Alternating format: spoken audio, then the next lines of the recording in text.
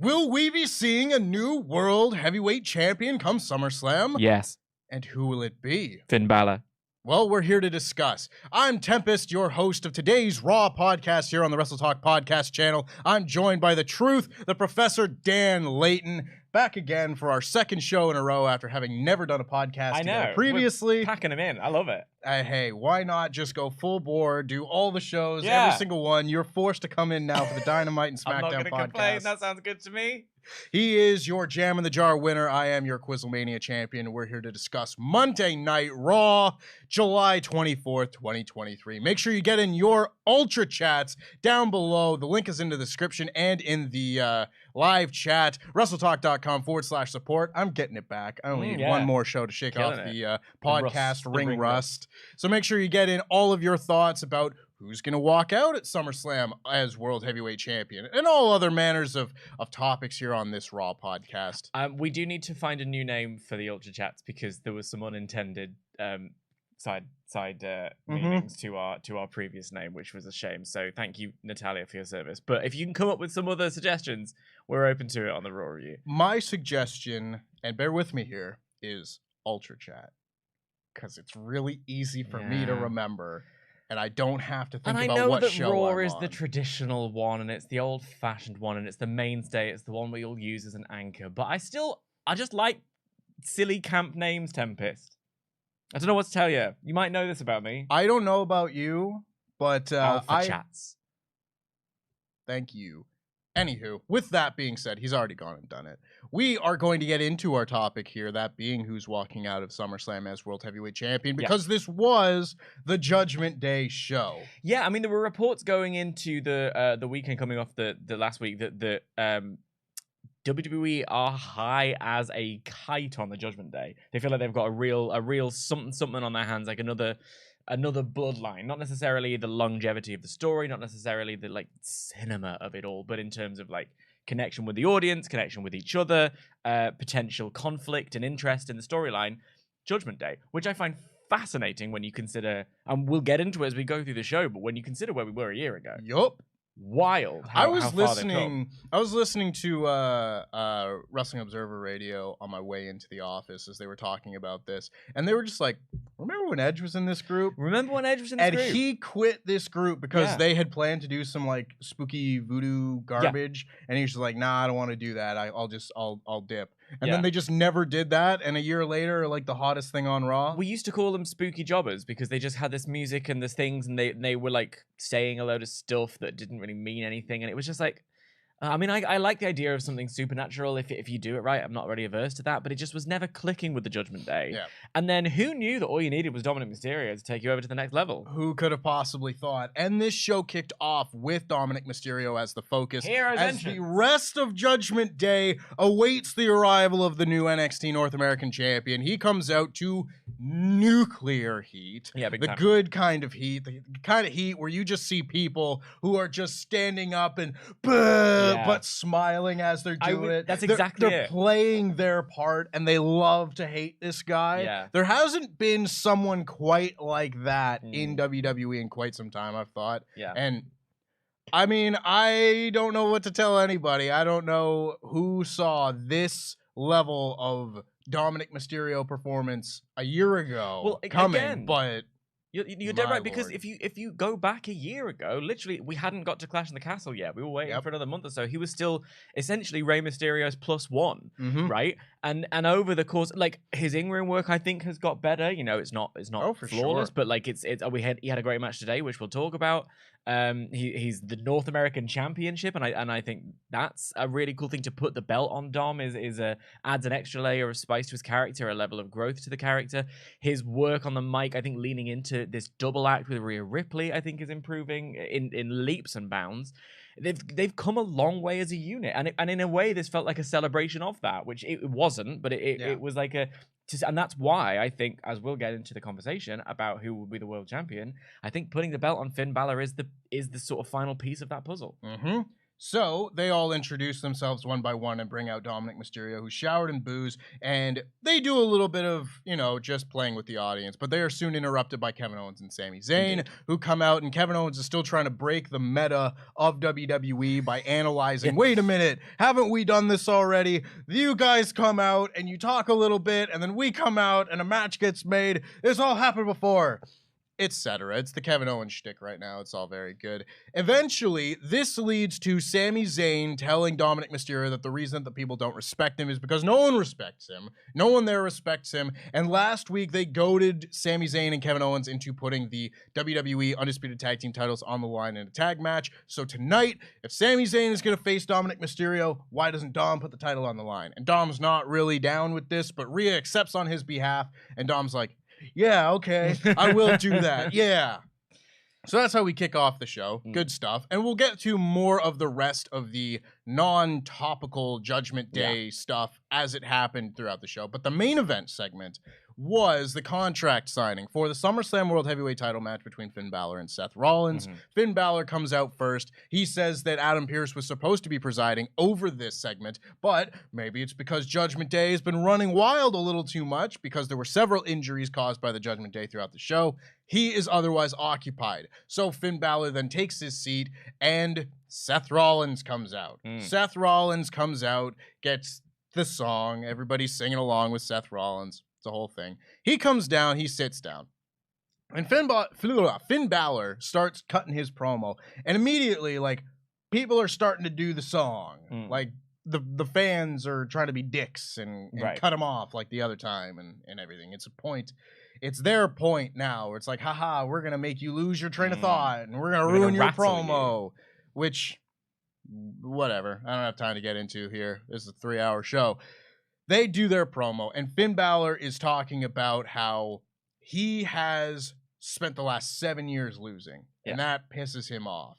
And Seth Rollins, he's getting in Finn Balor's head. He's talking about the Judgment Day. He's talking about how you're not going to win the World Heavyweight Championship at SummerSlam. I'm going to beat you. But even if you win, you've got Damian Priest right behind you. He's going to cash in Money in the Bank the first chance he gets. So even if you were to win the World Heavyweight title, that reign would be even shorter than your Universal title reign. Everybody goes, oh. And Finn Balor says, as Judgment Day then start to surround the ring, that he has had 7 years of losing, that he has a 7-year itch that he's been trying to scratch, and at SummerSlam, he's going to make Seth Rollins his 7-year bitch. 7-year bitch. What a line. Love that.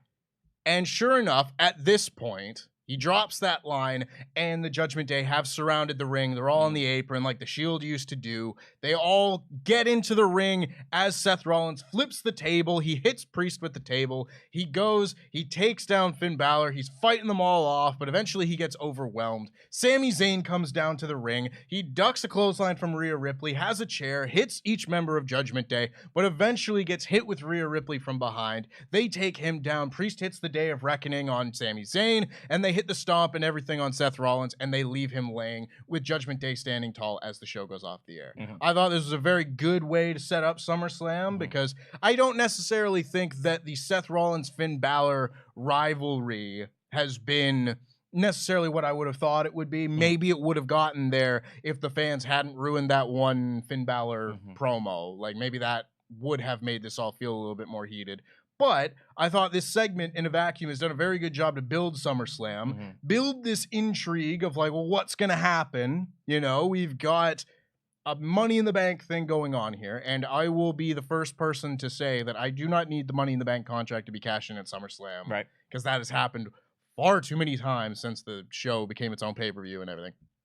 But it does pose the question now, because I think Seth Rollins has done fine job as World Heavyweight Champion at first, but Judgment Day is incredibly over on this hand, where you have the most over women star in all of WWE, one of the most over stars, full stop, in Rhea Ripley. You've got Dominic Mysterio, who's getting loads of heat. He's got a title. You've got Damian Priest, who's Mr. Money in the Bank, who's going to have some intrigue around him wherever he goes. And now you have Finn Balor. And Finn Balor could be given this extra little thing to help cement Judgment Day as like, yeah, this is the top act on Raw.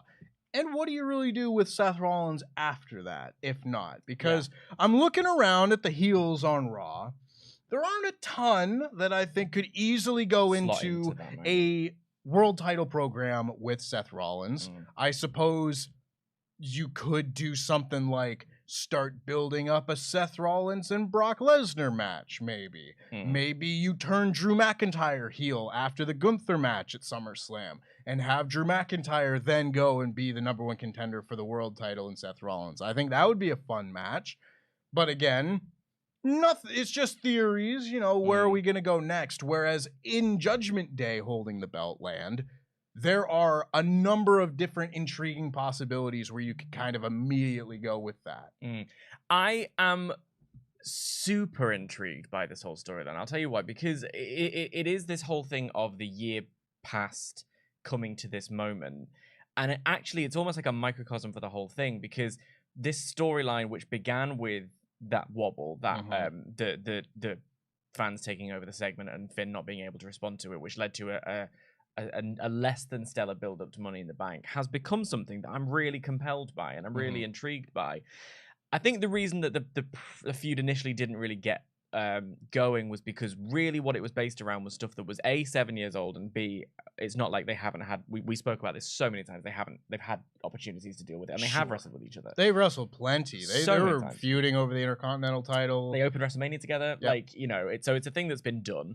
So that wasn't really something that we could really buy into, because also let's not forget 7 years is a long time. Like we're still around. Obviously that was the beginning of a period where this boom period is the evidence of, like, because this is when the internet wrestling community really got an extra lift, and then the fan base started to really compact and get stronger.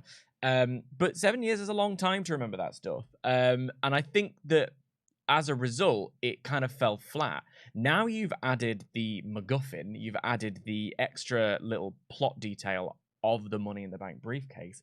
You've created a really interesting dynamic, and something that Seth said in the middle of the promo was not only that if you win the belt, Priest could cash in on you, and you know he will, because you would too, and that's very true. It's Seth did it, you know, as Money in the Bank winner. Anyone who wins Money in the Bank briefcase, you'd be foolish to not take full advantage of that opportunity. That's why babyfaces don't always turn heel when they do it, except for, you know, CM Punk. We were talking about this yesterday. I love the way that this was put together in the main event segment. So when what's his face, Finn is talking, he's come on leaps and bounds from that. And I read somewhere that he actually, back in the day in NXT, Triple H found him like having a moment to himself in the parking lot, and he was like, "You okay, dude?" And he was like, "Yeah, I just have never put this much thought into promos, because he was working in Japan. It wasn't really part of his agenda, really. It wasn't really part of his character. And now, obviously, in WWE, it's a massive part of his character. The real rock and roller. Prince the real Rock and Roll Express. No, it's like the real rock and roller. But like, so to know that he's come from that place of being really overwhelmed by those promos, and even to being rattled by the fans, to now, I genuinely think I think he did a great job last week in that sit-down promo. I think he's done a really good job in this moment. So while he was talking, and the way it was shot to have all of the various people, because I thought initially, the first thing we saw was Damian Priest, and I was like, oh, hang on, is Damian Priest going to do something here? Are they going to tease that? But no, then we see Dom, and then we see Rhea, all coming from all the different angles. It felt like a swarm. I felt myself sitting forward. I felt very compelled by it. And then, the line of the 7-year bitch was kind of carny, but also I really enjoyed it. And the beatdown was, even with Sami Zayn, unequivocal. The Judgment Day have your number. And I do agree completely about Seth Rollins being, you know, he was good for the first champion. What's interesting to me is that I actually feel like his character has taken a dip as a result of having the belt, which is so weird. I think I really like, this is maybe a personal thing, but I really kind of vibed with the character. I was okay with it in the US title picture, but there was something about it now being the face that runs the place. I mean face in the industry sense. The character is dissonant to me. Because it's antagonistic, but also it's not. And I was like, because you're the protagonist. It's an odd thing.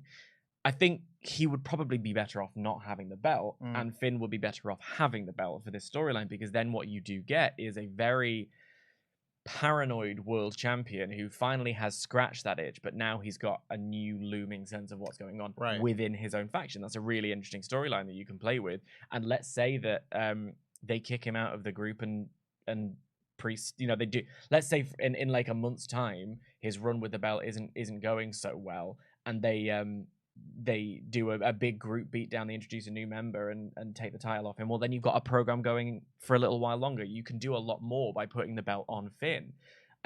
So yeah, I think I'm all for it, and I just think it's a real credit to everyone in the faction that they have managed to take what was essentially a boring opening triple threat tag team situation and turn it into the main event scene. Yeah.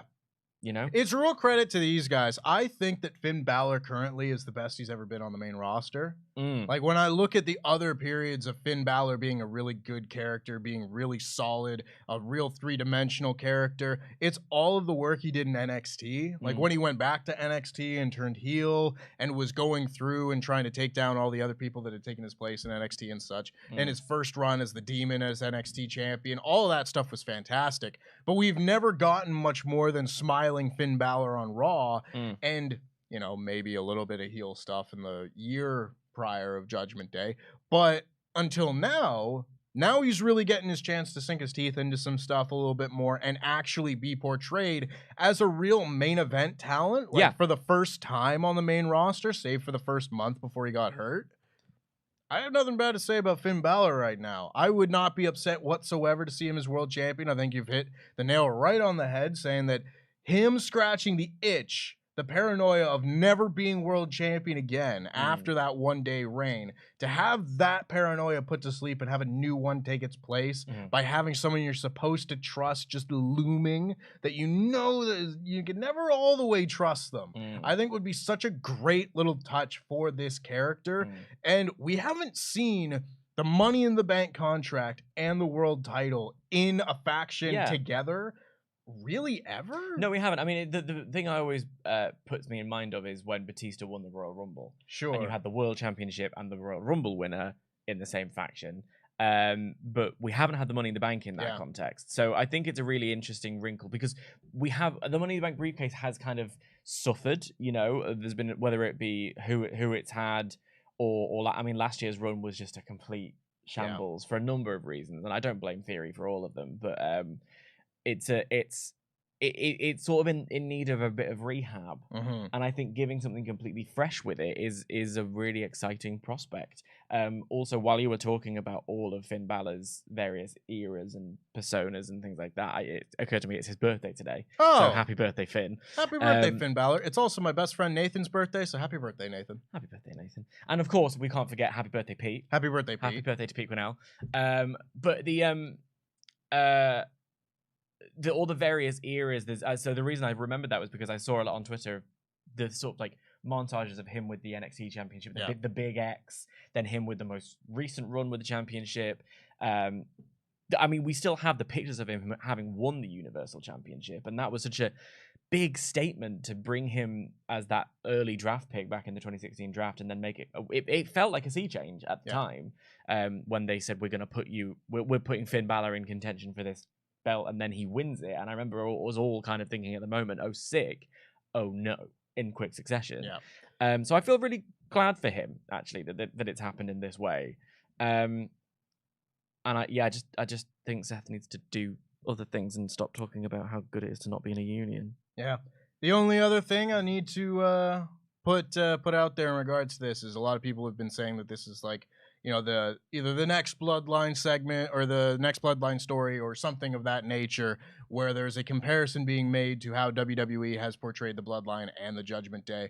I think one of the best things that WWE has done with the Bloodline on TV has just been the consistent week-to-week intrigue, regardless of what section of the last year storytelling we've looked at, whether it's Jay and Sami, or is Sami going to turn, or are they going to turn on Sami and then the Royal Rumble, and then where do Jay's allegiances lie, Jimmy's allegiances, Jay's allegiances again, etc. All of that week-to-week, what are we going to see on the next show that kind of feeling, that's the exact kind of feeling you would get by having the world champion and Mr. Money in the Bank in the same faction. Yeah, you want that feeling? That's a damn sure good way to do it. And it wouldn't feel to me like it was a rehash of any of those things, because there are different flavors to that story. I just think I don't see a downside. Go for it. Go for it. Why not? Yeah. We're going to need a title change at SummerSlam, and I don't think the top one's changing, but we'll see. Let's get into some of your Ultra Chats, your Alpha Chats. I think Alpha Chats. Pardon me, your Alpha Chats here. Make sure you get in all of your thoughts at WrestleTalk.com/support. Make sure to send those in at the $5 and above limit. We'll get read out on this show. So, C's and in Divan says, "Hi guys, I was at the show last night with my mom, who doesn't watch wrestling, but wanted to be there. Unlike Cody, some of her big takeaways: Drew is hot. I think Rhea's a guy. I can guarantee you not. And that guy Kevin Owens, that Kevin Owens guy sounds like your dad with how much he yells." I really liked Kevin. We'll talk about. Well, no, we've already talked about it. I really liked Kevin Owens' monologue, his one sentence rant, which was this whole thing of him being meta and pulling it apart is a lot of fun. I do also enjoy introducing people who aren't really they're not regular viewers of the show to wrestling, and seeing how they respond. Like my girlfriend came to the Money in the Bank watch along party, and Sullivan was explaining LA Knight to her. She was a bit overwhelmed. She was like, "God, this is a lot of stuff." And then she was like, "This is LA Knight. His thing is he says, 'yeah,'" and she was like, "That's his whole." Okay. And we go, yeah, it's amazing. And I'd just been at the O2 where all of these people were walking around. You couldn't walk for someone screaming, "yeah!" And then someone who's completely brand new to it is like, that's entertaining, is it? Okay. Yeah. It's a lot of fun to bring someone along who has no idea what's going on. Absolutely. Also, I will get to Drew. I was about to reply to more of these things, but yeah, I mean, Drew looked good on the show. He was in proper shape. Yeah. Yeah. An attractive man, that Drew McIntyre, can confirm. And Cody James says, "Idea for you guys' team name, Team Danada." As in Canada. Going to SummerSlam, can't wait. It's my first pay-per-view. I hope you have a lovely time, Cody. I think it's going to be a good one. Yeah. I think you'll have a good time indeed. Indeed. So we're going to get into the rest of our Raw review here. Make sure you get in all of those Alpha Chats at WrestleTalk.com/support, and we'll read them out before the end of the show. So we had our first match here, that being Becky Lynch versus Zoey Stark. Yeah. And this was the match where if Becky Lynch lost, she was going to get a tattoo across her chest that said, "Thank you, Trish." So in case there was any intrigue into who was going to win this match, that should have put it to bed. But still a good match nonetheless. Trish Stratus was out there seconding Zoey, and I thought they did a really good job. Some of their stuff early on was a step off. There was, the opening sequence. I think Zoey Stark was going to go and swing a clothesline. It felt like one of those stutter step kind of moments. But after that, they had a good match. Yeah. Becky countered the finish, or flipping go to sleep thing. I forget what it's called. The Z360. Okay. The Z360? Because she's Z. Yeah. And you flip him 360. It's a very simple name as far as names go. Yeah, I guess you do end up 360 by the end of it. Yeah. Fair enough. I'll roll with it. And Becky Lynch ended up getting the win. She managed to lock in a bunch of different holds. She went for the arm breaker. I forget, what is it? Disarm her. The disarm What's her. wrong with you? Oh my God. What's happened to you? I don't know, bro. I'm tired. Yeah. I've lost everything. I don't know what finishers. Know everything. I could ask you to tell me who won the G1 climax in 1946, and you would know, and you can't remember the disarm her. What's going on? There wasn't a G1 climax in 1946. New Japan Pro Wrestling was not founded until 1972. Anyway, what's Becky Lynch's that move where she's doing something with the arm? I don't know. I've not watched Becky Lynch consistently in a long time, and that's not my fault. Well, yeah, I'm keeping her because I enjoy her stuff. I thought this match was really good. I really enjoyed myself. I think it is. I mean, we all knew it was the right call for the winner of the match. We all knew it was going to happen because Trish and Becky at SummerSlam feels like a nice, and I would I keep saying this, I want Alita return just to be evening the numbers, have someone on her side kind of thing, just to really neaten everything up and finish it off.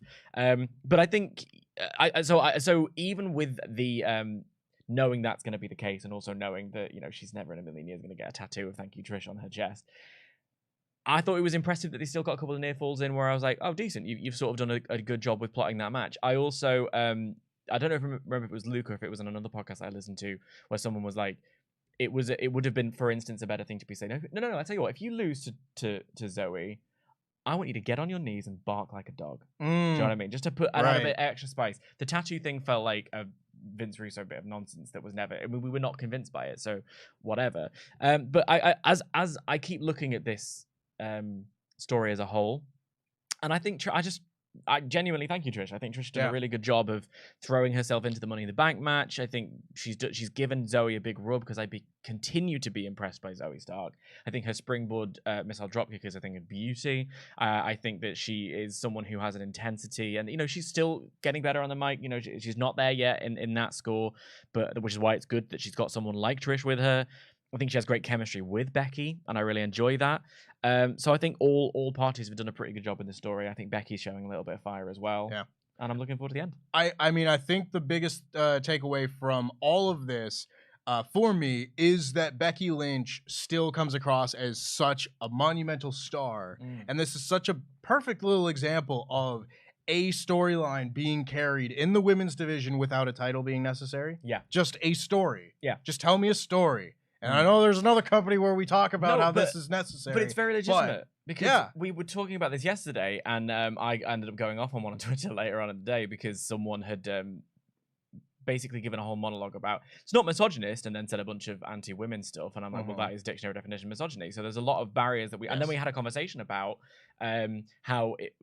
I had a conversation with people on Twitter about how when we were younger, and you didn't watch in the era that I was, but even in your era of watching wrestling, women were very much presented as either a bathroom break or a bit of eye candy. Recently going around on Twitter was Maria Kanellis replying to things about, does anyone miss the pudding matches? And it was this thing of like, I had a whole laundry list of like Ivory and Jacqueline and Luna and Michelle McCool and Melina and Maria and Beth Phoenix and Alundra Blaze and women who were not given opportunities but made the best with what they had.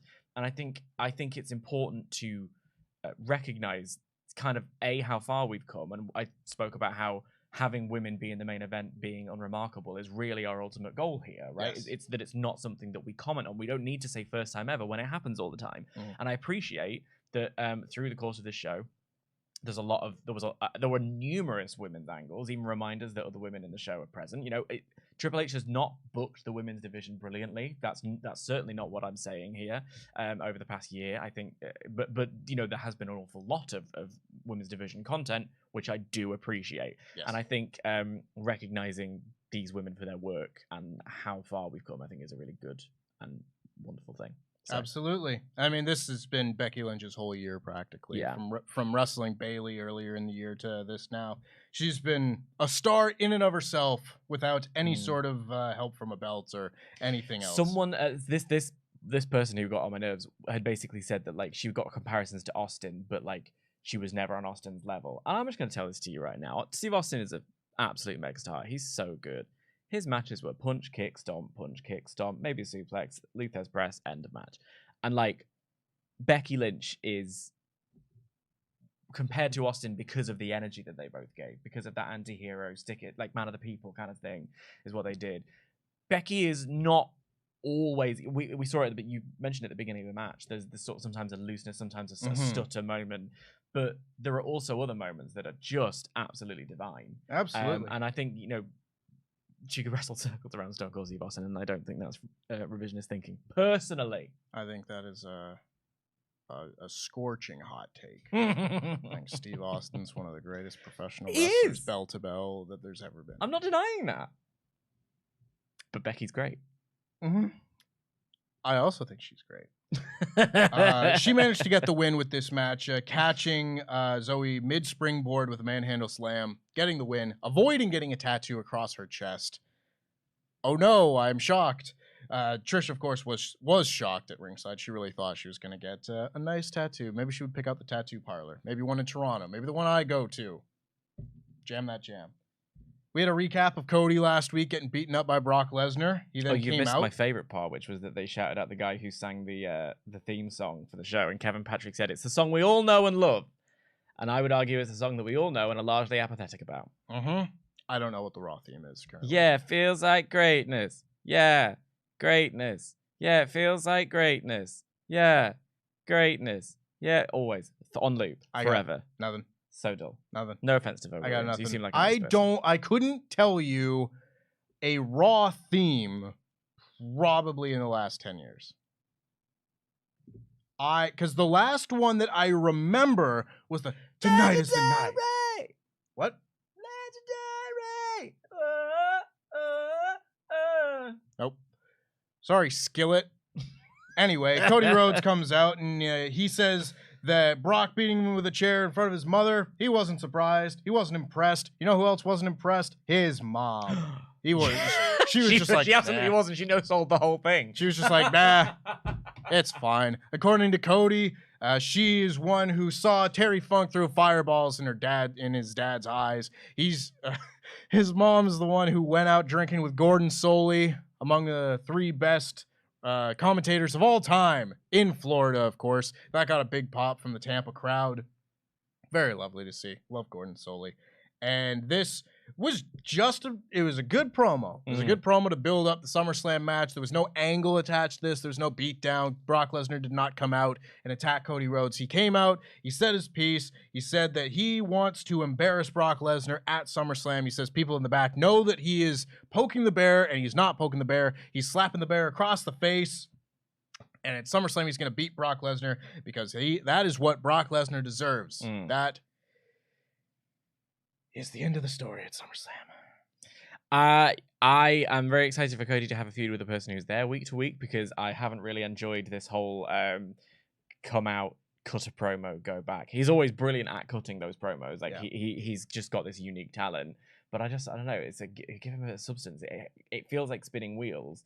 We had a whole conversation last week about it was is it stale? I don't think the actual feud is stale. I think this is what's made it feel stale. Right. Also, he did a reference to Goldust, and I doubled down on it. Did you see this? He was talking about breathing it in, or taking a deep breath, and he just goes. And Very nice. I'm always ready for a Goldust reference. We know this. So I think Dustin's contract is up at the end of this month. Oh, this month? Wow. Yeah. I've not been paying attention. That's very interesting. Very spicy indeed. We had a backstage segment where Jackie Redmond, former Sportsnet Toronto. Do you remember how sad you were to lose Gunther? You guys have Kathy Kelly now, and I'm devastated about it. I miss Kathy every day. Every day. I miss Renee Paquette every day. No, you still have Renee Paquette. She exists. Well, you're Canadian. She's always there for you. It's true. She's always there for me specifically. I've got her on speed dial. Yeah. Pick me up when I'm down. Yeah, she's like Canada's aunt. Yeah. Yeah. It's true. Jackie Redmond, also Canadian. They just keep poaching all of our sportscasters, bro. Anyway, it's fine. She's backstage with Ricochet. Ricochet is happy that Logan Paul accepted his invitation to come to Raw, but Logan Paul's late, and Ricochet takes that as a slight. So Ricochet, he's going to do a thing later in the show. This is where we had Sami Zayn versus Dominic Mysterio for the NXT North American title. I thought this was quite a good match. I think that Dominic Mysterio had some very good offense in this match. He had a Hurricane Rana in particular that was spectacular. Obviously, Sami Zayn is one of the best wrestlers in the world, whether that be maybe not so much these days athletically, his body is past that point, but he's still one of the smartest wrestlers out there in terms of getting reactions out of doing things. So he's one of those people with, a lesser repertoire can still pull out match of the night.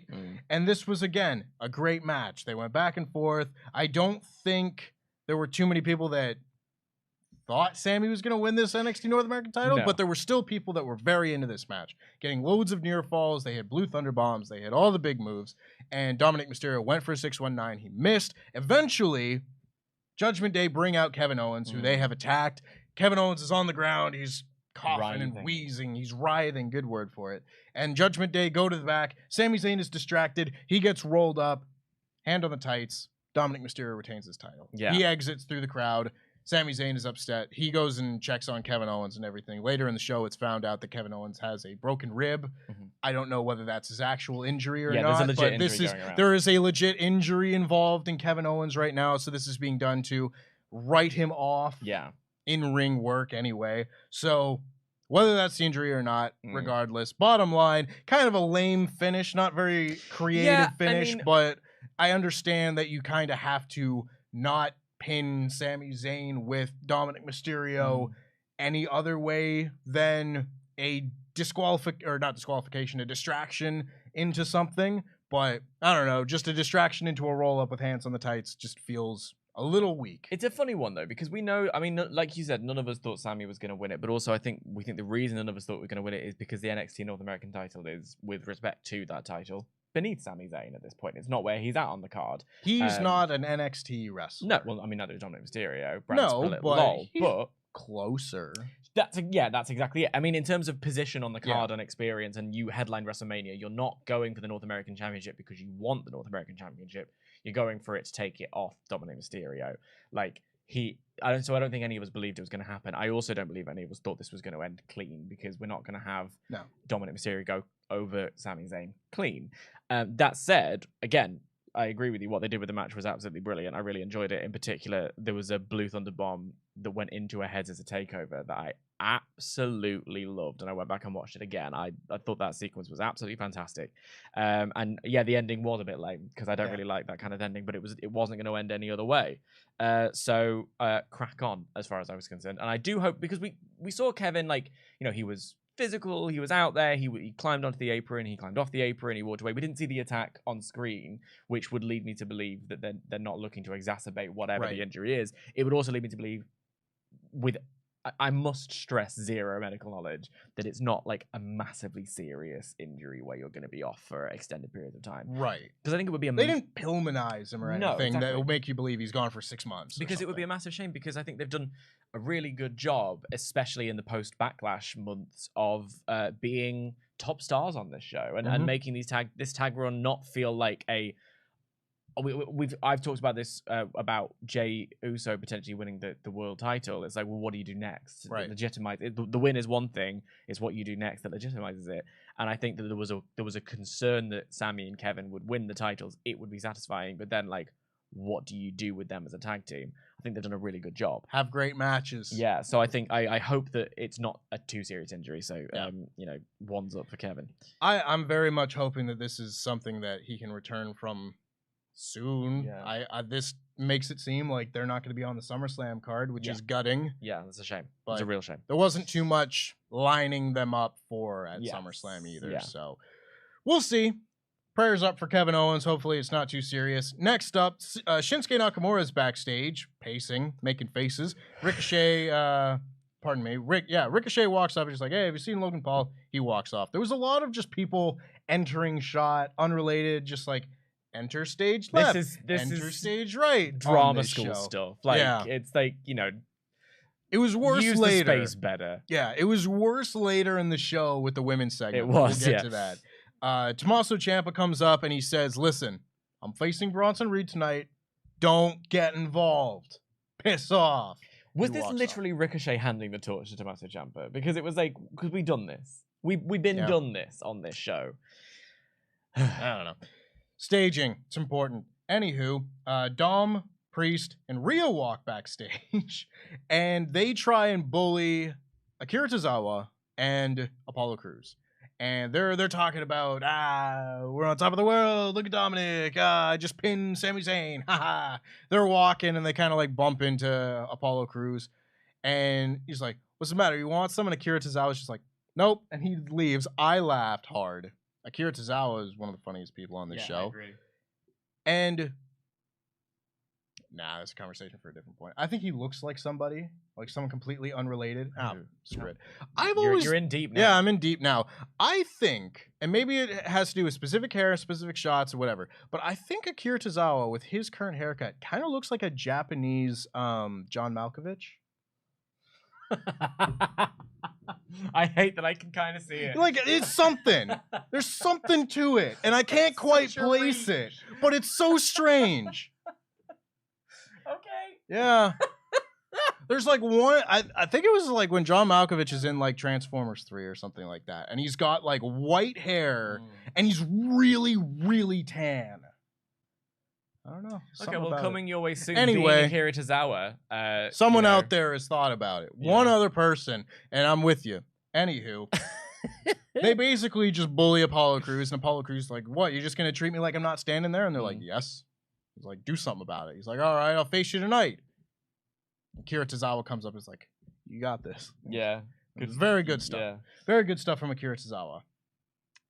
Next up, Tommaso Ciampa is going to face Bronson Reed. This was a very interesting match on this show because this was a match that started where it was a top-level NXT match on Raw that no one cared about. I wrote exactly that. I literally wrote, I feel like this match would get a really good reaction as the opener to a takeover a few years ago. Yes. Yeah. 100%. And thankfully, I will give them credit. By the end of the match, people were getting more into this because these guys are professionals. They're very good at what they do. But man, when this match started, you could hear a pin drop. Like, just nobody was down. Nobody cared. They kept going. They were wrestling. They were doing good stuff. They weren't working a WWE-style match necessarily. Yeah. It was a match that more so started slow and then built until you finally had people in the palm of your hand going nuts for near falls. You had Tommaso Ciampa pick up Bronson Reed and hit an air raid crash, and that will always get a big reaction because that's a big boy. He kicks out of that. That gets a big reaction. Shinsuke Nakamura starts coming down to the ring, and this distraction causes Bronson Reed to hit Tommaso Ciampa from behind, hit the tsunami, and get the win. So this is the same finish, 2 matches in a row, more or less. It's not a roll-up and everything, but it's a distraction finish, which not crazy about. I also don't really... I don't know. This is a weird 3-way feud, mid-card vortex thing. I mean, it's the thing. Feels like everybody's kind of beating everybody. And this is the thing with this one, because obviously you don't. Do you watch Raw anyway? Absolutely not. So what you're missing is the fact that they did this storyline and they leave it to Money in the Bank. With it's just that instead of Ciampa it was Ricochet, so they just replaced a bald guy with a beard with another bald guy with a beard, and it never finished. It didn't finish. Like we actually praised it at the time of being an extra little spice of something that was leading into the Money in the Bank, and that meant that the Money in the Bank matches had various different stories going on within them, which I think was a really good thing. It's just that rivalry on cooldown. But you can't just do the same storyline just with someone else. Like, it's a weird thing. I didn't like it. I don't want that, you know. But that said, and we were initially talking about that it was potentially going to be DIY versus Miz and Reed. Which, like, I like Miz. I'm the alone one. That's my. Imagine me liking Miz being my my least scorching take of the episode. Honest to God. I feel though that if you, I don't see how they get there, but DIY versus Reed Nakamura, maybe. I think DIY are just not happening for a long time. At this stage. I'm really sad about it. I was really hoping the SummerSlam match was DIY. I feel like Triple H was really excited about it, and then a mustache came along and just fermented it out of existence. So I just don't stop doing the thing that we already did. Stop it. Bad. What he said. We had the aforementioned ridiculous women's segment backstage where Liv Morgan cuts a promo about Rhea Ripley and how she just took out... now, amongst the talk of partners watching wrestling and such, my partner, I've said it enough times, Holly. It's not a secret anymore. Holly was watching this. News to me. Yeah. Holly was watching this kind of over my shoulder. She was doing something else while this was on. And she was appalled by the writing in these promos. Oh, yeah. Well, yeah. I mean, but which, like that to applied me, to all. Yes. That, to me, was just like, welcome to wrestling, babe. Yeah. Well, it's not all pipe bombs. Yeah. But, that being said... What I took much more away from, what I took away from more was that she was like, "What is the staging of this segment?" Yeah, and this is where I was like, "Oh yeah, it is terrible this week, isn't it?" You know, watching this because Liv Morgan cuts a promo on Rhea, and she says like, She said 5 sentences and none of them connected to each other. One of the sentences was really funny. She said was, "I was the last person to defeat Rhea Ripley." Baby, nobody remembers or cares. Yeah, like, and that's not even disrespect to Liv Morgan. It's just that's not the story. Yeah. And this is for you, Sat, who tried to tell me last week that Liv Morgan is still the same character that she was 6 months ago. Bull dink. She's not. Absolutely. There's no extreme extremism in this. She does the opposite kind of selling now. Now she just cries. She should have been happy about getting her arm broke or something. We'll get to that. Regardless, she is saying how she's going to beat Rhea Ripley. Maybe she'll get beat up. Maybe she won't. And okay, Off sure. Goes exit stage left. Yes. Enter stage right. Yeah. Was this a different segment than I was actually thinking of? No, it was all in one because I had the same notes. So basically, Rhea Ripley. So Liv, I'll do the stage. Take over. Hot tag. Liv leaves, and I'm doing these exits specifically. She leaves this way. Yeah. In this way come the tag team champions. That's Sonya Deville and Chelsea Green, they cut a promo essentially saying like, "Excuse me, we beat her for the championships. You should be focusing on us. We are the champions." By the way, I love the Karens. Big fan. I think I'm glad that they're the tag team champions. I think that they're good with promos. They were talking also whinging about how all of this, everyone is paying far more. And then they're like, Byron, why have you done that? It's like, well, she's got a match tonight. And she's like, well, regardless. Oh, everything's about Rhea Ripley. Everything's about Rhea Ripley. She runs this whole division. Enter this way, Rhea Ripley. Meaning that Liv Morgan and Rhea Ripley have crossed paths. Yep. So was there not like a Barney, or was there a secret passageway? And who knows? I know that's nitpicky, but that's basic stuff. Yeah. You can do better than this. And then the Karens are like, "Oh, we were just saying how everything is run by you," which I liked. I thought that was quite funny. And then Rhea's like, "Stay out of my business, or I'm gonna beat Liv up." That's my Rhea. That was the entirety of that promo. Yeah. So. Not a lot to work with here. The Karens are funny. That is nonsense. But production is stop bad. it. We've got another one in a minute. Yeah. We then had the non-match of Rhea Ripley and Liv Morgan, which was Rhea Ripley coming out first, then Liv Morgan coming out, and Rhea Ripley having hid behind the barricade and jumping Liv Morgan and just destroying her. Yeah, absolutely. Just tearing her apart, absolutely killing her. Put her arm in a chair, stomped on it. People were trying to say, "No, stop, Rhea." All of the authority figures, the referees were trying to get her to stop. She then did it again. And this is apparently also a cover-up for a Liv Morgan injury. My goodness, those tag titles just can't catch a break. Nope. Or maybe too many breaks by the sounds of it. But this felt like an injury angle to write someone off TV longer than the Kevin Owens one, perhaps. Yes, I think so too. Because, well, I mean, Liv's return last time came very quickly. Yes. So I was wondering whether it was a too quick return and it's the same injury. Apparently it's a different shoulder. But I thought it was a really effective way, actually, of getting Rhea to be reminded that Rhea's actually a bit of a dick. Like, she gets these big reactions and these chants because she's so compelling and the partnership with Dom is so good. But I think she was getting genuine heel heat here, which I thought was quite good for her. My first ding of Corey Graves of the day, and there are more to come, is that he said, "This is what would happen if Oppenheimer took place in Barbie Land." What does that mean? No, it isn't. No, it isn't. I had the exact same thought. I heard that and I just... One of those deals where I'm just watching, I'm watching the show with a neutral face. Yeah. You know, I'm enjoying myself, but I'm not losing my mind or whatever. And then I hear Corey Graves' voice, and my shoulders just sink. See, I like Corey Graves generally. I'm especially his NXT work. I thought was absolutely fantastic. But this line was not the one. I know that there's a big weekend. Damn. You want to talk about Finn Balor winning the title a long time ago? Corey Graves in NXT was a long time ago. I know. Remember Tom Phillips? I thought that was the future. The future was now, but it's not. The future is the past. No. So anyway, let's get on to some cinema. Yes. Very good stuff. Rhea Ripley, biggest women's star in the company. Biggest women's star for since Becky Lynch. Except for Maxine Dupree.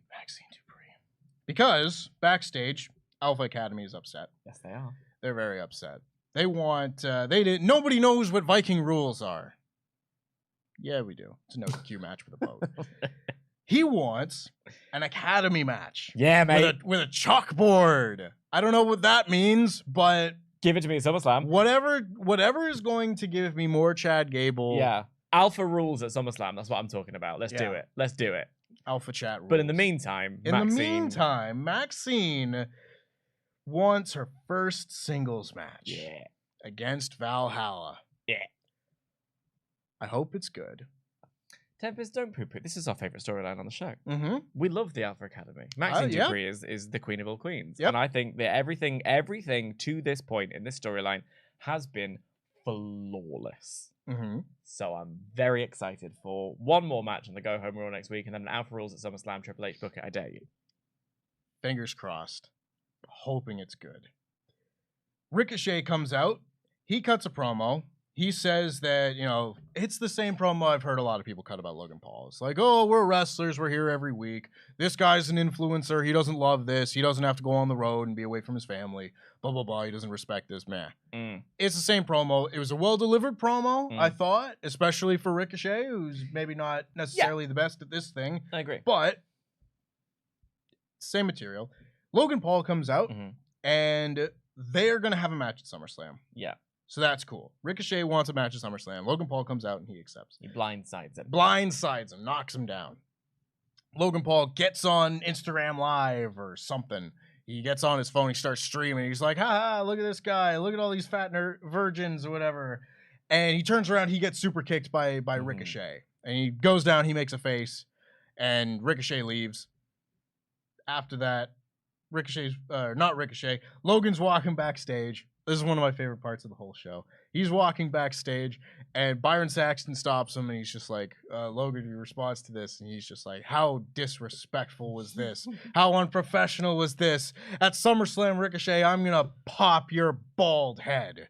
He stops and he looks at Byron, and he just says, no offense. Yeah. And walks away. It was a good little bit. It was. Loath as I am to praise Logan Paul, this was good comic timing. I appreciated that. It was very fun. I mean, again, Logan Paul is Logan Paul. He's an incredibly talented douchebag. He really is.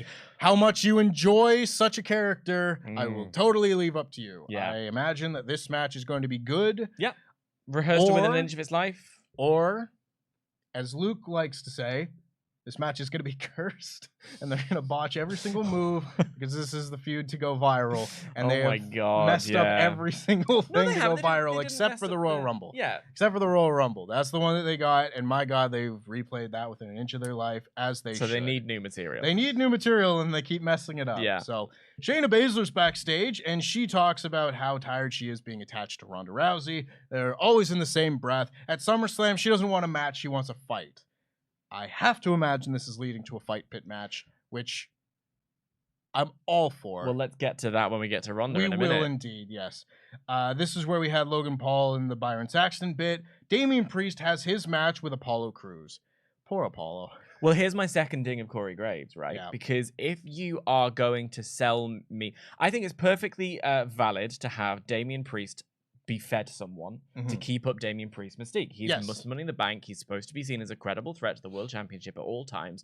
So you need him to be continuing to win. You need him to be seen as dominant, right? So feeding him someone like Apollo Crews, former Intercontinental title holder, former US champ, it's perfectly valid, perfectly decent. So on the commentary, what you would do if you were good old JR is tell us that this is a blue chipper. I don't know if that's the right phrase. That's an American phrase, blue chipper, but whatever. He's usually more to describe a prospect. Who's young and coming up. So Apollo Crews has championship pedigree, had an incredible run in NXT recently. You look at him, he's an incredible athlete. He's got great athleticism. He's got great stamina. He's light on his feet. He's powerful. He's got big arms. Like, give me all of these promos so that when Damian Priest beats him, it's seen as a genuine win. What we got instead was Corey Graves basically saying like, well, he's done nothing. He's done things in the past, but he's rubbish now.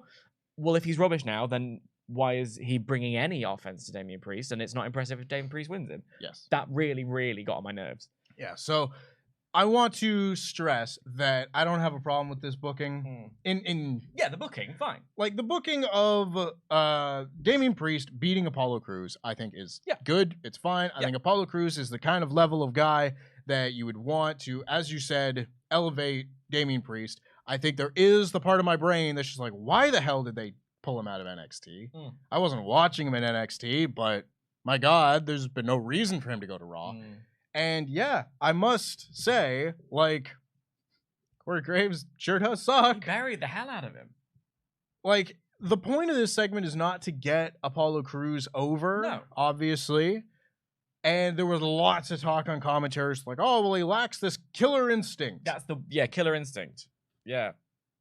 if he's not the focus of this story, this match, or this anything, why would you make it about him needing to overcome this thing that he's not going to? I don't know. I think it's just because it's really easy stuff. Just talk him up. Yeah. Because ultimately this is a pretend sport with a pretend competitive energy, and we're all supposed to be buying into this pretend idea of what of the competition element of it all. So sell us that competition. What you're doing instead is making us think that this is the easiest thing in the world. No. Yeah. Yeah, wasn't on board with the commentary for this one, but in terms of a match, like, nobody cared was another thing. The crowd was dead. Nobody cares about Apollo Crews. It's a shame, but it is what it is. I can't blame them. No. It's been how many years and everything. But it was what it was. Becky Lynch is backstage. She's happy with her win. She walked up to a skeleton head and went, yeah. And she said it's not over until she beats Trish. Good stuff. Imperium then came out, and this is where the show fell off a cliff. And it got back on for the contract signing. Contract signing was good. Yeah. But man, oh man, were they hampered in this segment. This segment and match was just hampered by a lot of things, unfortunately. So I thought the segment was quite good. I thought it was good. I thought there was also just, people doing what chants. And, the crowd, whatever. Yeah. And I think what's really interesting is the what chant used to be a sign of like you were uninteresting, but now it's just a what chant. Like it's a sign of the crowd aren't paying attention. Yes. Whereas like because the segments themselves are quite good, and I actually think so. I first of all wrote down that I think Drew's theme is among my favorites. I love it. I think there's something really like powerful and like badass about it. It's a show closing theme, which I love. And I also love that Gunther calls it the Intercontinental Heavyweight Championship. Yes. He's adding even more prestige to it through that word. It makes it seem like rather than like my Intercontinental title or my Intercontinental belt, my Intercontinental Heavyweight Championship. Like it really makes it ring general stuff. And they've got really good chemistry together. I think Drew was giving a good promo. Gunther was giving a good promo. The segment itself, really good when you have Kaiser come over. Also, who has got his own shtick that I really like. And I really liked it until the bell rang. And it was taken from him. Yep. So, this is a thing. Because people have disagreed with me on Twitter, and I can't... Really? Yeah, I can't believe it. Are we about to have a controversial date? Hope not. Okay. I hope chat is sane. Because here's the thing. Like you said, they set up a match here. It was a basic promo. Drew came out and said, all right, I'm in my gear, you're in your gear. Let's have a match right now for the Intercontinental title. It's one-on-one. And he's like, no, we're not going to do that. We're going to wrestle at SummerSlam. It'll be one-on-one. Sheamus isn't going to get in my way. Drew had a very funny line in this. Yeah. It was like, I met Sheamus 20 years ago. I was 17. He was 42 at the time. Yeah. And you just hear people just go... It was a good line. It's because they're mates, and I like it. Yeah, it's fun. And he said, all right, you're not going to face me? How about you, Ludwig Kaiser? You got charisma. Look at you. You should be the leader of Imperium. Wrestle me right now. And he starts going like, how? He's doing this shtick. Yeah. And then a brawl breaks out and they have their match. So. Which is a good match, by the way. It's a good match. It's a good match. If you watch if I was these lads, I would be furious. Yeah. I would be furious because, first of all, in a regular ass match here and follow up post match, just people chant, we want tables and stuff. And I talked yesterday about how, like, chant what you want at a wrestling show as long as you're interacting with the show. I don't really care that much. Stop it. Let them do the thing. That aside, because that was starting to take away from the match itself at a point. The other problem here is one, Corey Graves. Oh, yeah. Yeah, he really went there. Now, I will give him a molecule of credit here. Man does a very good Ludwig Kaiser impression. It was a very good Ludwig Kaiser impression. To the point, and I've heard a lot of people say this, where the first time you hear it, you're just kind of like, am I having a stroke here? Am I glitching out here? How is he on commentary and wrestling the match? Yeah. It was that good. That good of an impression. It was a really good impression. I didn't need to hear it 4 times. So comedy's about timing. And can I tell you my favorite joke? Please. Well, it's not my favorite joke. It's my current favorite joke. So there's a man. He's 90 years old. It's his birthday, and all his friends clump together to buy him a present and decide to get him a prostitute. The woman walks to the door. She knocks on the door. He opens it. She's there in lingerie and a fur coat. She says, I'm here to give you super sex. And he says, I'll take the soup. It's a very good joke, and it's over like that, right? That's the length of your joke. So you do the Ludwig Kaiser bit, and it's funny. It was actually very entertaining. It was like, oh, that's actually a really good impression of Ludwig Kaiser. And then you finish it, and you don't do it again for the rest of the match. Or you can do it for the entire match, and it becomes grating. And it stops being funny, and it becomes a real distraction. And when these two, a former world champion, and in a major promo, by the way, this is our main event match. Like, this is the final match on the show. Like, they're really going hard at each other, and they're having a pretty decent quality match, and you're detracting from it. You're making it all. You're going into business for yourself. You're trying to pop Kevin Patrick next to you, and maybe Vince on commentary if he was still in the Gorilla. It was a shame. Comedy is about timing. Learn to do it better.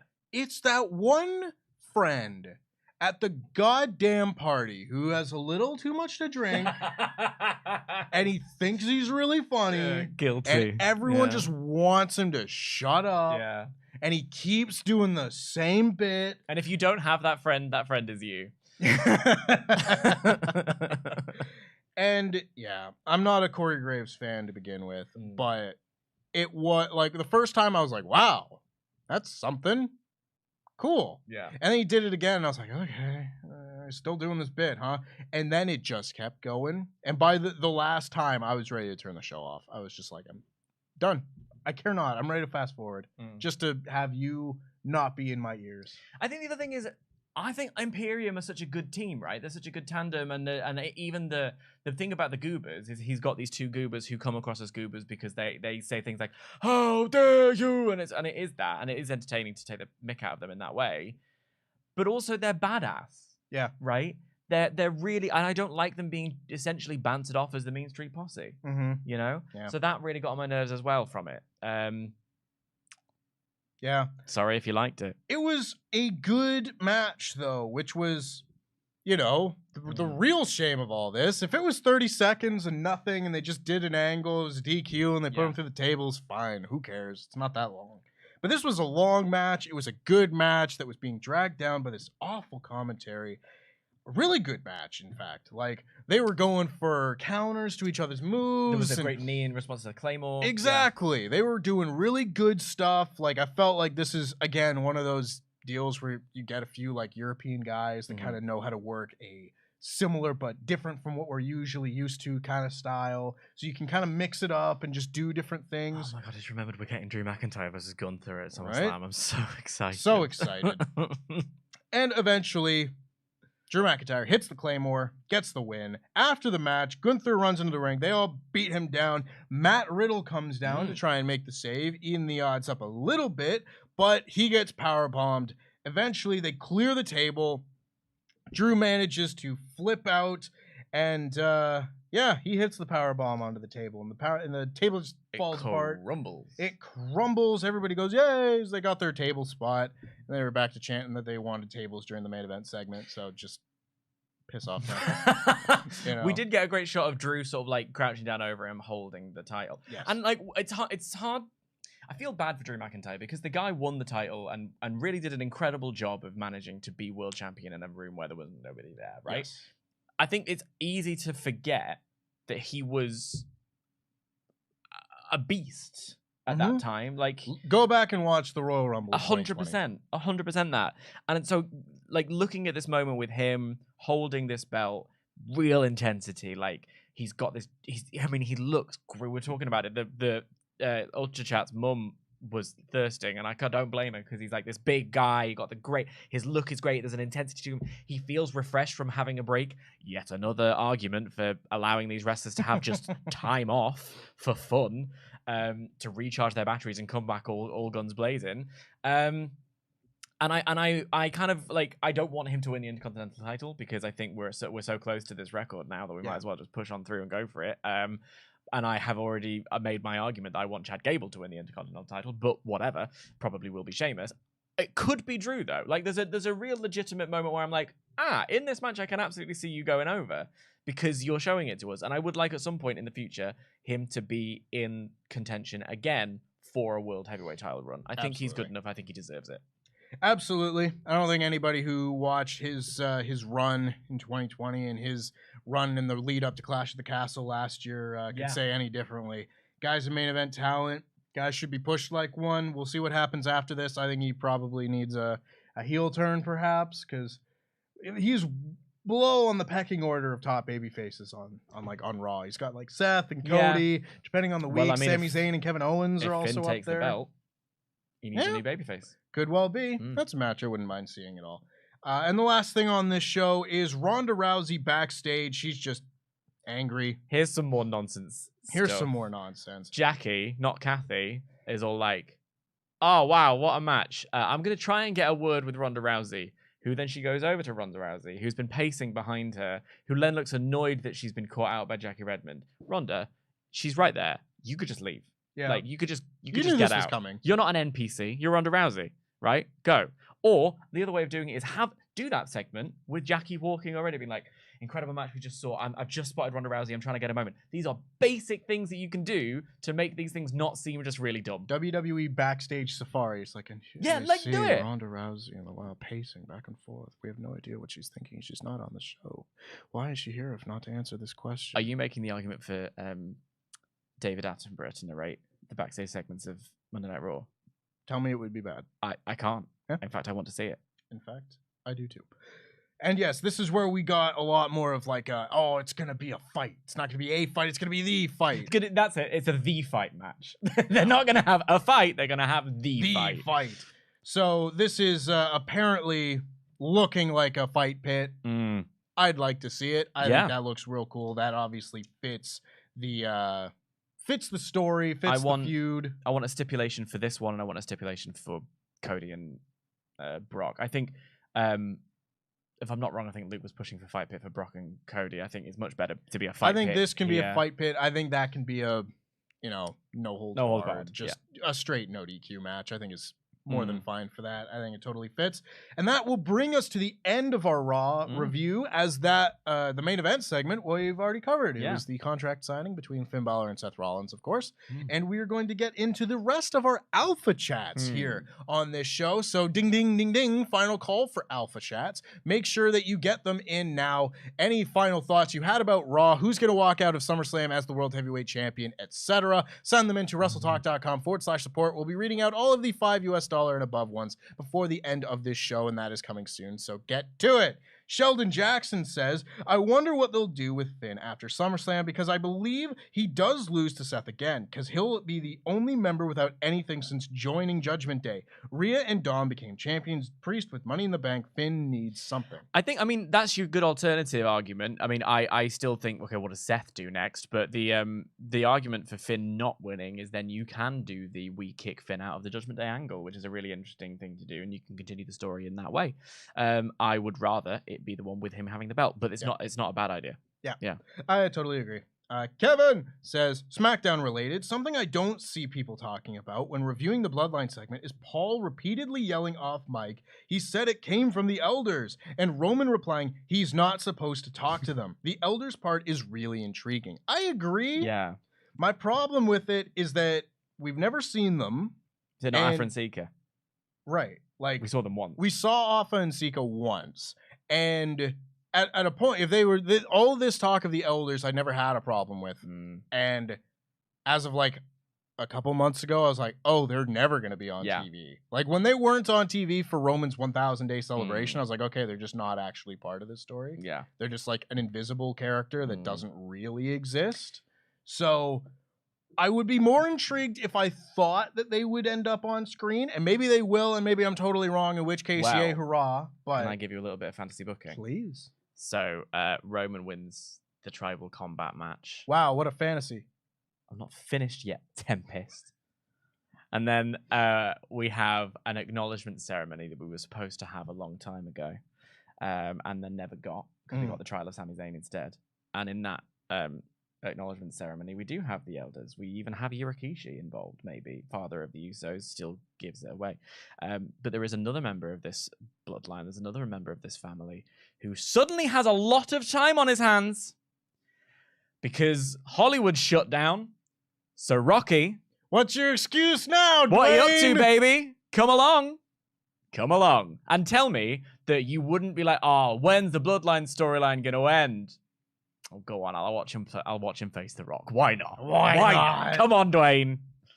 Lord Blake OB says, realistically, I can see Priest cashing in for the Intercontinental title, given how Razor Ramon is his biggest inspiration and how he would want to hold the title he made famous slightly before his desire to be world champion, seeing how Razor never won the world title.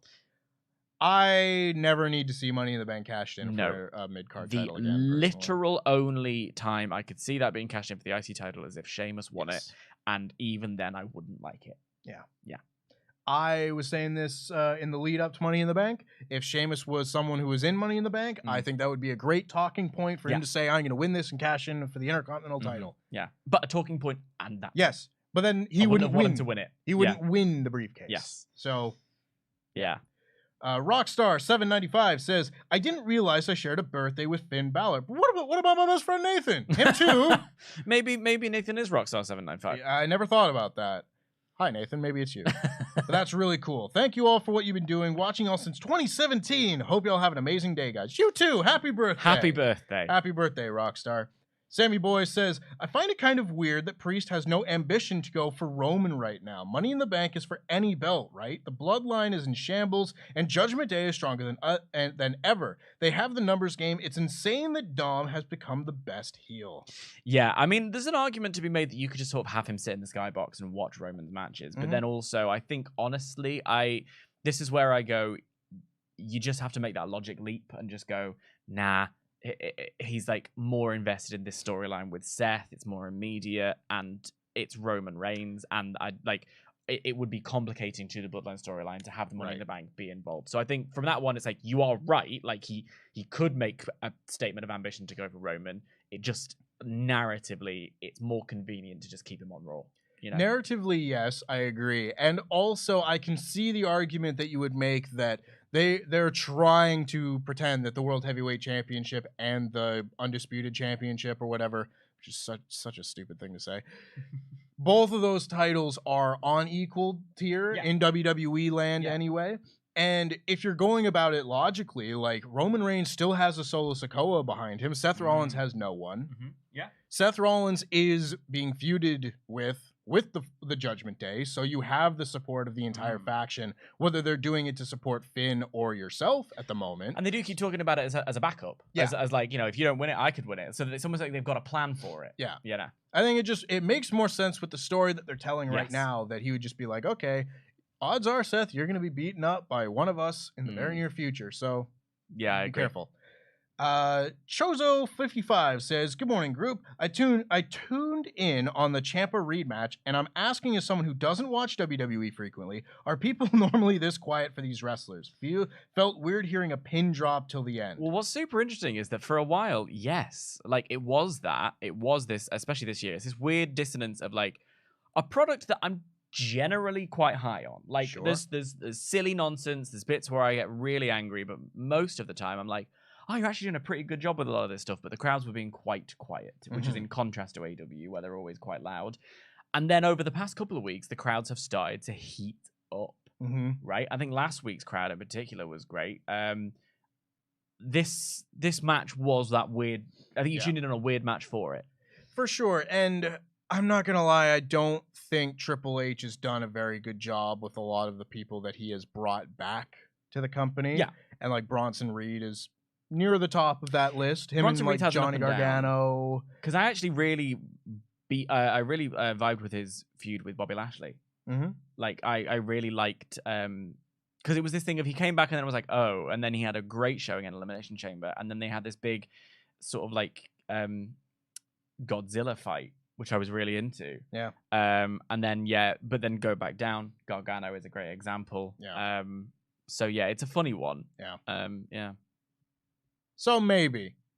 Jonathan Hedman has been a member of 23 months in a row, saying, hey guys, you rock. Was thinking maybe Ronda Rousey, Shayna Baszler will be in a Lion's Den match. Thoughts? It does have the look of UFC. Yeah. It does. I mean, Fight Pit is their version of Lion's Den now, isn't it? Yeah, pretty much. Yeah, I think I would... Although I've not seen it in a stadium context, and I wonder whether or not the structure of the fight pit wouldn't work in a stadium context. I think it'd be fine. You think it'd be fine? I think it would be fine. I had the same thought like the first time they did like Hell in a Cell in a big stadium at like WrestleMania 28 and stuff, and then they just figured it out, and it's like, okay, I figured it works. You can make it work. Yeah. Zeppelin 2144 says, Dan is going to get upset with me, but I really don't see what character development they do with Cody a year from now or years. If he tries to keep this gimmick rolling, the crowd is going to turn on him just like they did in AEW. It gets complacent. He had a really good interview with Sam Robertson on Sam Robertson's podcast that came out, I think, yesterday. Sam Robertson. Is it Sam Robertson? Sam Roberts. Not Sam. Well, he's the son of someone, isn't he? What? Is he the son of Robert? He is now. Sam Roberts. Fine. His podcast, Not Sam Wrestling, had a really interesting interview with Cody where they kind of did reference that AEW crowd turn situation. I think the more online among us are more seeing that kind of thing. I think the general crowds find, he's really over.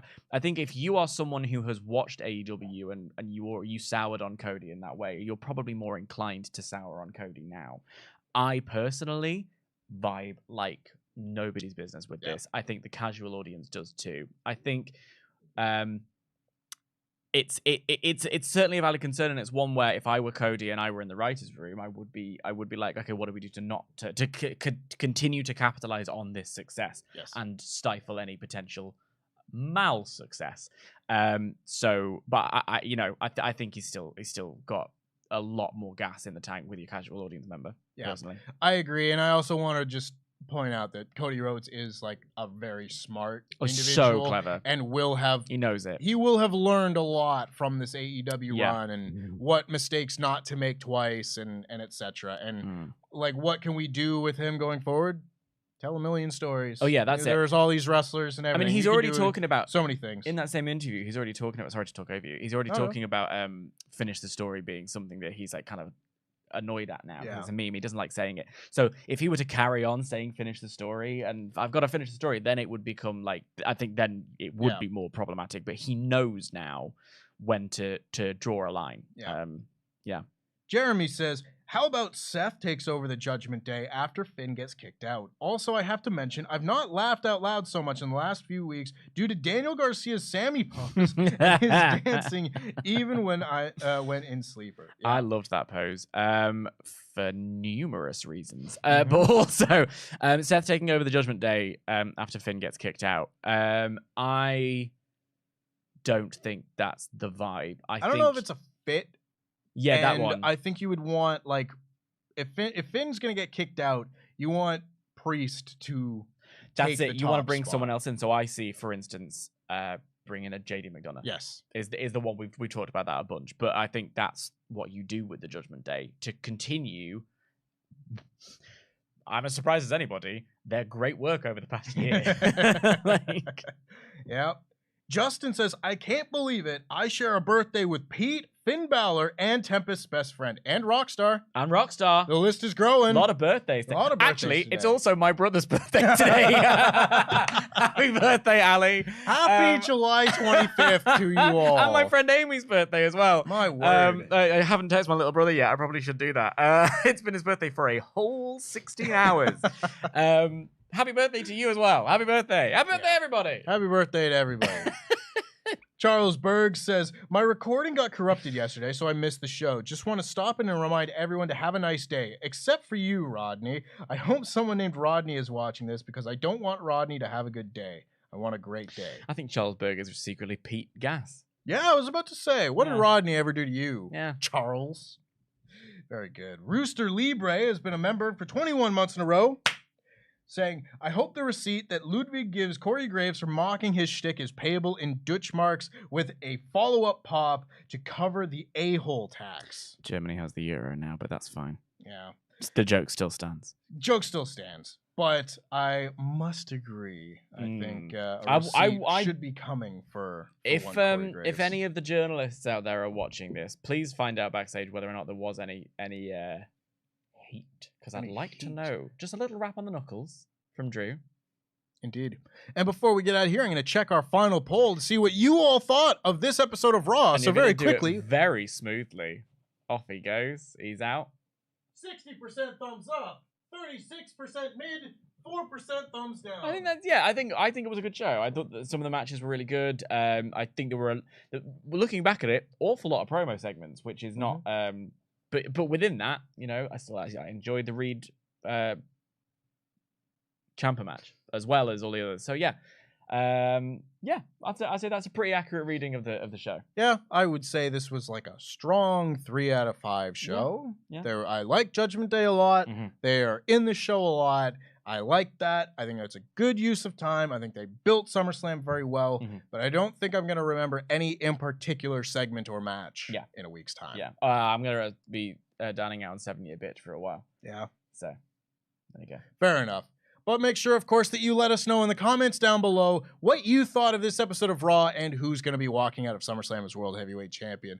As for now, I've been Tempest, your host for this episode of the Monday Night Raw podcast here on the WrestleTalk Podcast channel. Make sure you give this video a thumbs up if you haven't already. Make sure to subscribe and enable notifications to always on so you never miss a WrestleTalk podcast just like it. We are going to be back on Thursday with our AEW Dynamite review. It's going to be myself and Ollie Davis. Luke, of course, is off this week. This is the week of Tempest. I'm doing every single show. And I love wrestling, so it makes me happy to do it. Thank you very much, Dan, for another wonderful show. And thank you for stepping in. Thank you. Love it. Love to see it. I watch wrestling for my job. I'm not going to complain. I'm not complaining about anything. Are you kidding me? It's a fun job. I get to talk to a lovely individual like this. And all of you people as well. So I hope you have a wonderful day. Have a wonderful birthday, because it seems half the chat has their birthday today. Happy birthday, everybody. Happy birthday, Dan. Thanks very much. Happy birthday, Tempest. Thank you very much. We'll see you next time on someone else's birthday, too.